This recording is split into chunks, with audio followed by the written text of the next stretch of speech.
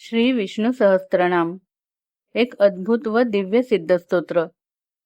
श्री विष्णू सहस्त्रनाम स्तोत्र हे जवळपास गेली 5,500 वर्ष लाखो भक्तांकडून मनोभावे म्हटले जात आहे. आजवरच्या सर्व भक्तांकडून या स्तोत्राची किती आवर्तने झाली असतील याची गणनाच आपण करू शकणार नाही. किंबहुना एवढे आवर्तने झालेत म्हणूनच हे स्तोत्र असे अलौकिक व प्रभावी ठरलेले आहे. आजवरच्या असंख्य महात्म्यांनी या स्तोत्राची स्वतः अनुभूती घेऊन लक्षावधी भक्तांना याची उपासना दिलेली आहे. अनेक संतांच्या चरित्रात या स्तोत्राशी संबंधित अद्भुत गोष्टी वाचायला मिळतात. त्यातील काही गोष्टी आज आपण पाहणार आहोत. शिर्डीत असताना एक रामदासी बुवा श्री संत साईबाबांच्या समोर अध्यात्म रामायण आणि श्री विष्णू सहस्त्रनाम याची पारायणे करीत असत. एके दिवशी आपल्या पोटदुखीसाठी बाजारातून सोनामुखी आणून देण्यास बाबांनी त्याला सांगितले.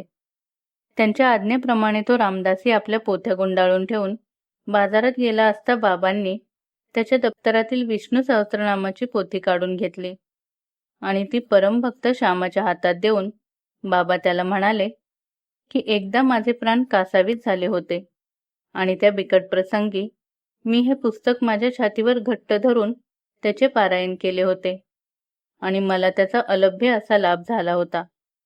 प्रत्यक्ष श्री भगवंताचे दर्शन झाले होते.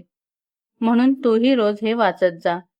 किमान एक नाम वाचण्याचा प्रयत्न केलास तरी चालेल. या प्रसंगावरून श्री साईबाबांसारख्या अवतारी सत्पुरुषांचीही केवढी गाढ श्रद्धा या स्तोत्रावर होती हे कळून येते.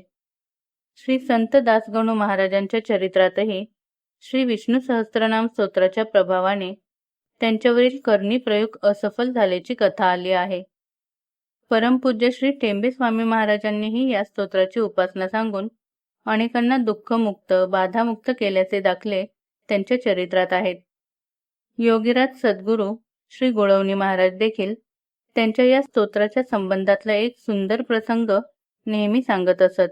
श्री मानवतकर महाराजांच्या घरी घडलेला तो प्रसंग मोठा असल्याने पूज्य दादांच्या पुस्तकातून मुळातूनच वाचावा. त्याच्या शेवटी पूज्य श्री गुळवणी महाराजांनी या स्तोत्राचे सांगितलेले महात्म्य हे मात्र येथे आवर्जून देत आहे. श्री महाराज म्हणतात, श्री विष्णू सहस्त्रनाम स्तोत्राच्या श्रवण, पठण आणि चिंतनाने मनुष्य सर्व प्रकारच्या संकटातून तरून जातो आणि आपले मनोरथ सिद्धीस नेऊ शकतो. या स्तोत्राच्या शब्दाशब्दातून अशुभ नाहीसे करणारी परम मंगल अशी मंत्रशक्ती भरलेली आहे.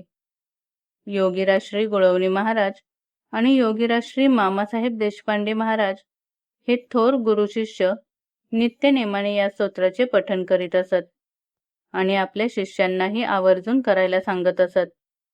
म्हणूनच या अधिक महिन्याच्या निमित्ताने आता आपण सर्वांनी न चुकता दररोज हे स्तोत्र म्हणायचा किंवा ऐकायचा तरी नियम करूया आणि श्री भगवंताच्या दिव्य कृपेची साक्षात अनुभूती घेऊया. विष्णू सहस्त्र नामावली पठण महिमा आणि चमत्कार. एका परिचितांनी सांगितलेला हा प्रसंग आहे. या परिचित ताईंना काही दिवसांपूर्वी एक त्यांच्या ओळखीत असणाऱ्या स्त्री भेटल्या होत्या. बऱ्याच दिवसांनी भेटल्यानंतर त्या स्त्री परिचित ताईंच्या घरी गेल्या. काही चर्चा झाल्यावरती त्या म्हणाल्या, गेले कित्येक रात्री मी झोपू शकत नाही, कारण मला घरामध्ये 3-4 मृत व्यक्ती रात्री फिरताना दिसत आहेत. त्यामुळे नाईलाजाने दिवसा झोपावे लागत आहे. त्या मृत व्यक्ती मला काही त्रास देत नाहीत, पण एकूणच त्या समोर दिसल्यावरती घाबरायला होत आहे. हे ऐकून त्यांना विष्णू सहस्त्र नामावलीचे दर बुधवारी पठण करायला सांगितले आणि कशा प्रकारे करायचे ते सुद्धा सांगितले. या पठणामुळे त्या मृत व्यक्तींना चांगली गती मिळून त्यांची या योनीतून सुटका होईल. त्या स्त्री आधीच घाबरल्या असल्या कारणाने त्या म्हणाल्या, हे एकाच बुधवारी केले तर चालेल का? तर त्यांनी सांगितले की काहीच हरकत नाही, करून पहा. त्या स्त्रीने सांगितल्याप्रमाणे एका बुधवारी संकल्प सोडून 4 वेळा विष्णू सहस्त्र नामावलीचे पठण केले आणि त्यांना रात्री दिसणाऱ्या मृत व्यक्ती बंद झाल्या. बहुतेक दुसऱ्यासाठी केलेली त्यांची प्रार्थना फळाला आली आणि श्री विष्णू भगवंतांनी त्यांची प्रार्थना ऐकून त्या मृत व्यक्तींची मृत योनीतून सुटका केली. हे वाचून प्रश्न पडेल की हे मृतात्मे त्या बाईंनाच का दिसत असावेत? तर याचे कारण म्हणजे शुभ स्थानातील उच्चीचा नेपच्यून आणि त्यावरती शुभ ग्रहांची दृष्टी अशी पत्रिकेत जर स्थिती असेल तर अशा व्यक्ती अतिंद्रिय शक्तींशी संवाद साधू शकतात किंवा त्यांच्या संबंधात येऊ शकतात. यात मृतात्मे सुद्धा येऊ शकतात. तर आता पाहूया की विष्णू सहस्त्रनामावलीचे पठण व त्याचे फलित, ज्यांच्यामुळे आपले अस्तित्व आहे, त्या आपल्या पितरांना संतुष्ट करून त्यांचे आशीर्वाद आपल्याला मिळावेत, यासाठी दर बुधवारी विष्णू सहस्त्रनामाचे पठण करावे. आधी आपल्याला माहीत असलेले आणि नंतर माहीत नसलेले पितरांसाठी याचे पठण करावे. लग्न झालेल्या स्त्रियांनी सुद्धा आपल्या माहेरच्या पितरांसाठी आणि सासरच्या पितरांसाठी सद्गती मिळवून देण्यासाठी याचे पठण करायला काहीच हरकत नाही. आपल्या सर्व ज्ञात आणि अज्ञात पितरांना सद्गती मिळावी यासाठी विष्णू सहस्रनामाचे पठण करीत जावे. तरीही विष्णू भगवानांनी त्यांना सद्गती मिळवून द्यावी, जेणेकरून त्यांचे शुभ आशीर्वाद आम्हाला मिळतील. आमच्याकडून जर काही चूक झाली असेल तर त्यांनी आम्ही त्यांचाच एक अंश आहोत असे समजून मोठ्या मनाने आम्हाला माफ करावे अशी प्रार्थना करावी. विष्णू सहस्त्रनाम हे एक स्तोत्र आणि याचे अनेक उपयोग, याबद्दल आता माहिती पाहूया. श्री विष्णू सहस्त्रनामावली पठण इतर गोष्टींसाठी सुद्धा करतात, जसे की व्यावसायिक उत्कर्ष, आपसी संबंध, आर्थिक विकास, शत्रुभाव नष्ट होणे, मानसिक समाधान इत्यादी. पण पितरांना सद्गती प्राप्त होण्यासाठी याचा विशेष उपयोग होतो हे निश्चित. शतकानुशतके, पिढ्यानपिढ्या भारतीय सुसंस्कृत घरांमध्ये ज्या महत्त्वाच्या स्तोत्रांचा नित्यपाठ होतो त्यातील एक कल्याणकारी स्तोत्र म्हणजे श्री विष्णू सहस्त्रनाम स्तोत्र. आता याची संक्षिप्त माहिती पाहूया. प्रसंग असा आहे की महाभारत युद्ध समाप्त झाल्यावर धर्मराज युधिष्ठिरास राज्याभिषेक झाला. धर्मराज्याची स्थापना झाली. यानंतर शरपंजरी पडलेल्या पितामह भीष्मांनी निजधामास जाण्याचे ठरविले. त्यावेळी त्यांच्या इच्छेनुसार पांडव व भगवान श्रीकृष्ण भीष्मांसम्मुख उपस्थित होते. तेव्हा युधिष्ठिर भीष्मांना या जगात एकच देव कोण, एकच परम आश्रय कोण, कोणत्या देवाची स्तुती केल्यास कल्याण होईल, कोणाचा जप केल्यास संसार बंधातून मुक्ती मिळेल, असे प्रश्न विचारत होते. यावर भीष्मांनी दिलेले उत्तर व श्रीकृष्णांची केलेली स्तुती म्हणजेच विष्णू सहस्त्रनाम हे स्तोत्र होय. हे स्तोत्र गात असतानाच भीष्म पितामह निजधामास गेले. या दिव्य स्तोत्राच्या नित्यपठणामुळे पारमार्थिक ऐहिक कल्याण होईल असे फलश्रुतीत म्हटले आहे.